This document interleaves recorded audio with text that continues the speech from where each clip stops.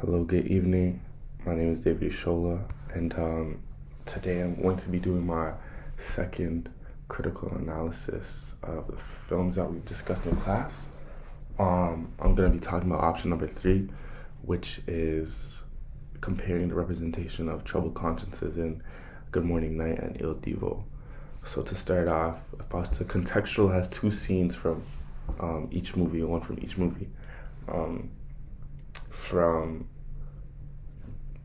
Il Divo, it would probably be either the opening scene or the scene between his secretary and his and the lady who was coming in for an interview.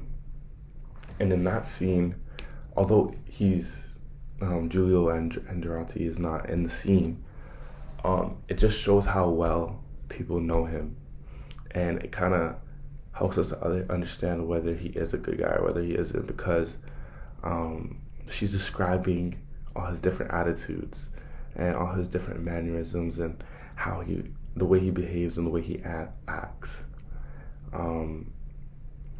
It's very important, and it plays a big role in understanding the rest of the movie, because she talks about how certain mannerisms mean certain things.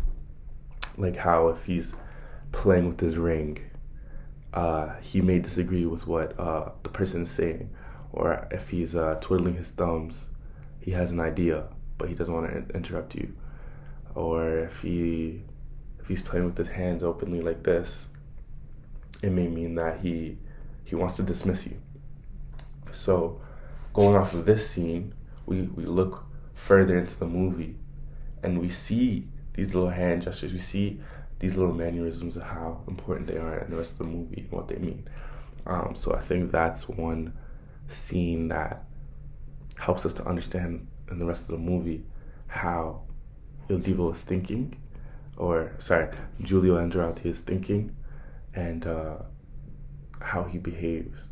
Now, in Good Morning Night, I would say the scene that I would choose is the scene with many scenes with Chiara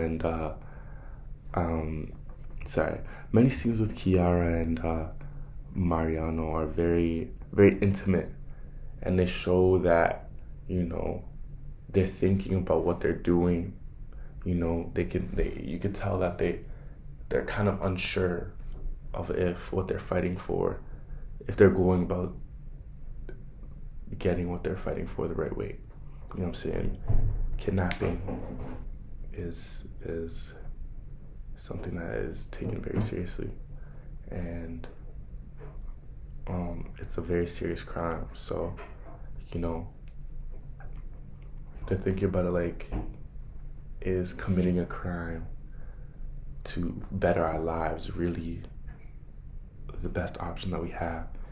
And it shows, like, even in the music scene, the use of lighting, the use of human figures, the movement of human figures, and just the camera work, the cinematography. You can see how the emotions are being conveyed. There's a lot of close-up shots of the both of them, and it really helps us to understand the camaraderie between the two of them, and how the quality of life is. For most of the scenes, it's a little bit dark, and there's use of like television light. Television light will be the only light inside the room, so it kind of shows us that although they don't have much, they have each other, and there's a sense of camaraderie there, and that's the only thing really keeping them in what they're doing. Now in Il Divo, most of the scenes are well lit. You can see a lot of you can see the portrayal of wealth. But in certain scenes it's a little bit darker, and I feel like that is to help portray the other side of the kind of cost of wealth. It's almost like he lost his soul in order to gain favor in politics, and in order to gain wealth, and in order to gain power. So I feel like those are some of the big things that were helpful in understanding, how their consciences were weighing down on them. Their consciences was really, they were not at peace, even though they were doing what they thought they were supposed to be doing.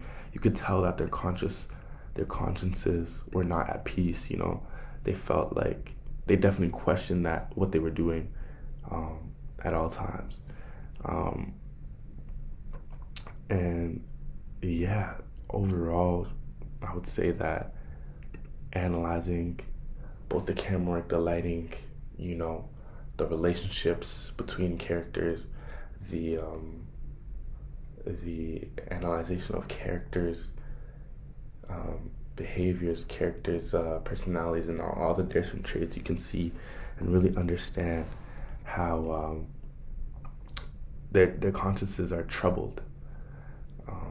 But yeah, thank you for listening.